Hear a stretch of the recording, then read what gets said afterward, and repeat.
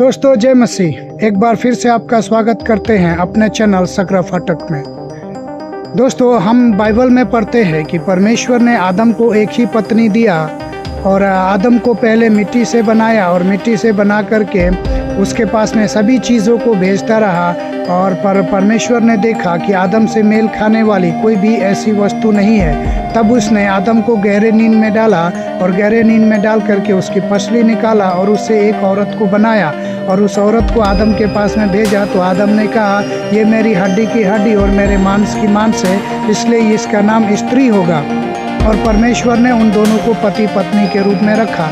तो हम देखते हैं दोस्तों कि परमेश्वर ने आदम के लिए 10, 20, 100, 50 पत्नियां नहीं बनाई, पर एक ही पत्नी को बनाया, एक ही औरत को आदम के लिए बनाया सहयोगी के रूप में। तो दोस्तों इस संसार में जब भी हम एक स्त्री के साथ में विवाह करते हैं और उसके साथ में जीवन निर्वाह करते हैं तो वो एक अच्छा संबंध होता है। समाज के लोग भी आदर और भाव से देखते हैं। पर यही रिश्ते उस वक्त खराब हो जाते हैं जब कोई भी स्त्री पति के रहते दूसरे मर्द के पास में जाती है या कोई भी मर्द पत्नी के रहते दूसरी स्त्री के पास में जाता है, तो इसको व्यभिचार कहा जाता है और इसको अच्छी दृष्टि से देखा नहीं जाता है। तो दोस्तों व्यभिचार का मतलब होता है वो संबंध जो कानूनन सही नहीं है या परमेश्वर की दृष्टि में या समाज की दृष्टि में वो संबंध स्त्री और पुरुष का जो विवाह के पहले होता है यौन संबंध, ये परमेश्वर की दृष्टि में और समाज की दृष्टि में घृणित है और इसको व्यभिचार का रूप दिया गया है। दोस्तों आज इस संसार में जब हम चारों तरफ में देखते हैं तो चारों तरफ व्यभिचार ही व्यभिचार भरा हुआ है। जिस एंड्रॉयड मोबाइल का हम लोग इस्तेमाल करते हैं, ये एंड्रॉयड मोबाइल हमारे अंगूठे का उंगली का एक इशारा काफ़ी है व्यभिचार से भरा हुआ चीज़ों को देखने के लिए।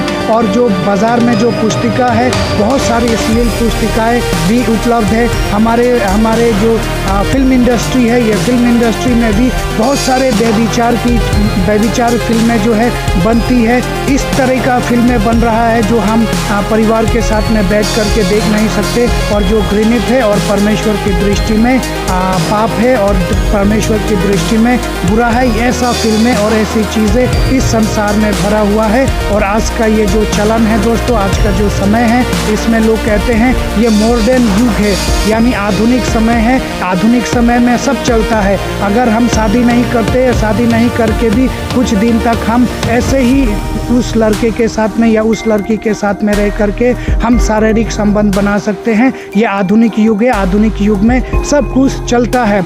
मगर दोस्तों जब हम परमेश्वर के वचन को पढ़ते हैं तो परमेश्वर का वचन जो कहता है कि तुम व्यभिचार न करना, मगर आज के आधुनिक युग में ऐसा लोग नहीं मानते हैं। जैसे बहुत सारी फिल्में हैं जो इस व्यभिचार को प्रोत्साहित करती है। और आज जब हम देखते हैं दोस्तों, अवलोकन करते हैं इस समाज के नवयुवक के बारे में, तो इस समाज का नवयुवक 100 में से 95% नवयुवक जो है वो अश्लील फिल्मों से ग्रसित है और अश्लील फिल्मों को देखते हैं और अपने जीवन को, अपने शरीर को और अपने दिलो दिमाग को गंदा करते हैं। इस व्यभिचार में फंसे रहते और शैतान के चुंगल में फंसे रहते और ऐसे ऐसे कार्य करते हैं जो परमेश्वर की दृष्टि में बहुत ही घृणित है। तो दोस्तों व्यभिचार के बारे में बाइबल हमको क्या बताती है, थोड़ा सा ये हम देख लेते हैं। व्यभिचार का मतलब तो हमने समझ लिया कि अनैतिक यौन संबंध व्यभिचार कहलाता है। चाहे हम शादी के बाद करें या शादी के पहले करें। अगर शादी के पहले करते हैं तो ये भी अनैतिक संबंध है। अगर शादी के बाद अपने पत्नी के अलावा किसी और स्त्री या पुरुष के साथ में ऐसा संबंध करते हैं तो वो अनैतिक संबंध है। इसको बाइबल जो है नकारती है, इसको करने के लिए मना करती है। तो दोस्तों हम देखते हैं कि बाइबल जो है इस विषय पे क्या कहती है। बाइबल जो है स्पष्ट करती है कि व्यभिचार मत करो। जब हम मूसा की 10 आज्ञाओं को देखते हैं तो उसमें से एक आज्ञा है तुम व्यभिचार न करना, ऐसा करके लिखा हुआ है वहाँ पे हम देखते हैं दोस्तों। तो हम देखते हैं इब्रानियों 13 का 4 में परमेश्वर क्या कहता है? परमेश्वर कहता है कि विवाह सब बातों में आदर की बात समझी जाए और विवाह बिछौना निष्कलंक रहे, क्योंकि परमेश्वर व्यभिचारियों और परस्त्रीगामियों का न्याय करेगा। परमेश्वर कहता है कि अनैतिक संबंध नहीं होना चाहिए और जिस बिस्तर पे पति पत्नी सोते हैं उस बिस्तर पे किसी भी को या पत्नी को या पति को दूसरे को सुलाने का, दूसरा जो है उस बिछौने पे सो करके उसको कलंकित करने का उसको अधिकार नहीं है, क्योंकि व्यभिचार चाहे पुरुष करे चाहे स्त्री करे, ये परमेश्वर उसका क्या करेगा? न्याय करता है। तो आपने देखा दोस्तों, परमेश्वर व्यभिचार के प्रति कितना स्ट्रिक्ट है। परमेश्वर कहता है कि तुम व्यभिचार मत करना। अगर हम व्यभिचार करते हैं तो परमेश्वर के न्याय के दायरे में हम आते हैं। उसके बाद में दोस्तों नीति वचन में इस प्रकार लिखा हुआ है, नीति वचन 6:32 अगर हम देखते हैं तो वहां पे इस प्रकार लिखा हुआ है, परंतु जो मनुष्य व्यभिचार करता है वह मूर्ख है, जो ऐसा करता है वो अपना ही नाश करता है। दोस्तों, इस संसार में अगर हम व्यभिचार करते हैं, चाहे कोई स्त्री हो या पुरुष हो, चाहे बूढ़े हो चाहे जवान हो, चाहे बिलीवर हो चाहे अनबिलीवर हो, अगर वो व्यभिचार करता है तो परमेश्वर ऐसे लोगों को मूर्ख बताते हैं और ऐसे लोग केवल अपना ही नाश करते हैं। दोस्तों, एक छोटा सा बात मैं आपको बताना चाहता हूँ। जो लोग पॉर्न मूवी देखते हैं या पॉर्न मूवी का शिकार हो गए हैं और आदत हो गए, एडिक्ट हो गए हैं, उनका दिमाग जो है हमेशा उसी तरफ में जाता है और वो किसी भी औरत को नंगा ही देखने का चेष्टा करते हैं। और ये व्यभिचार का ऐसा आत्मा है जो उसको नर्क तक ले करके जाता है दोस्तों। तो इसलिए ये आपका दिल और दिमाग को पूरी तरीके से खोखला कर देता है। इसलिए परमेश्वर कहता है कि वो अपना ही नुकसान और अपना ही नाश करते हैं, ऐसा परमेश्वर का वचन कहता है। दोस्तों, जब हम मत्ती का 5:27-28 में 5:27 और 28 पढ़ते हैं तो वहां पे लिखा है, तुम सुन चुके हो कि व्यभिचार न करना।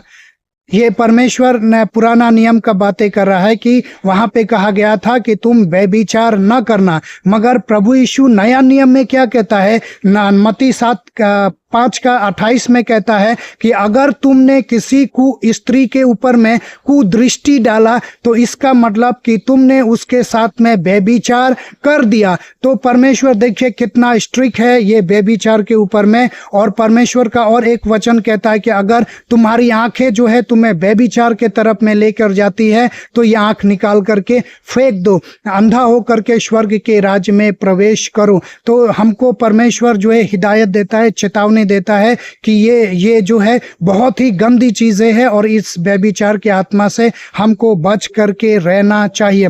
तो दोस्तों, अब सवाल है कि ये तो व्यभिचार है, ठीक है, हम जान गए हैं कि व्यभिचार है और ये वर्जित यौन संबंध है, तो अब हम इससे कैसे बच सकते हैं? तो दोस्तों, आपको एक उदाहरण देता हूं। सबसे अच्छा उदाहरण बाइबल का वो है यूसुफ का उदाहरण। यूसुफ जब पोतीपर के घर में था तो यूसुफ पोतीपर की पत्नी ने उसको व्यभिचार करने के लिए उकसाया और वो यूसुफ चाहता तो उसके साथ में व्यभिचार कर सकता था, मगर उसने कहा कि नहीं, मैं ऐसा कभी भी नहीं करूंगा, परमेश्वर की दृष्टि में मैं ये पाप नहीं करूंगा। और वो क्या करता है? भाग जाता है। तो यहाँ पे परमेश्वर हमसे क्या कहना चाहता है? परमेश्वर कहता है जहां पे शैतान से लड़ने के लिए मैंने कहा वहां तुम लड़ो, मगर जहां भागने का बात है, जहां व्यभिचार का बात है, वहां से तुम भाग जाना। दोस्तों, हम दाऊद के जीवन में देखते हैं कि दाऊद जो है वो स्त्री को नहाते हुए देख रहा था और उसके बाद वो व्यभिचार में फंस गया। अगर वो वहां से भाग जाता तो व्यभिचार में नहीं फंसता और दंड नहीं आता उसके ऊपर में, मगर दाऊद ने भी ये गलतियां किया। तो आपके लिए और हमारे लिए यूसुफ के जीवन से, दाऊद के जीवन से ये परमेश्वर का एक आदर्श भरी बातें हैं कि हमको ऐसे समय में क्या होना चाहिए? भागना चाहिए। यानी उन चीजों को कभी भी नहीं छूना चाहिए जिसके द्वारा हम व्यभिचार में फंस जाते हैं या गंदी चीजें हमारे नजरों के सामने आती है। इसलिए हमको ये चीजों में नहीं पड़ना चाहिए।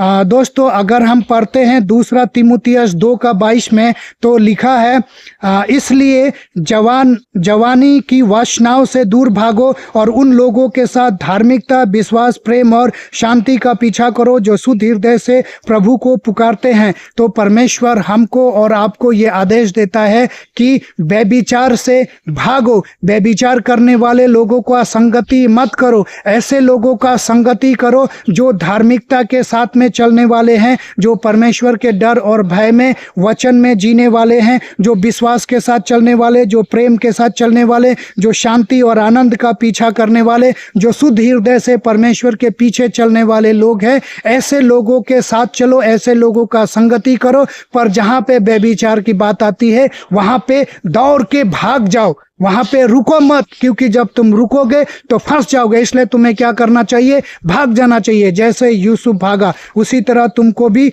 भाग जाना चाहिए।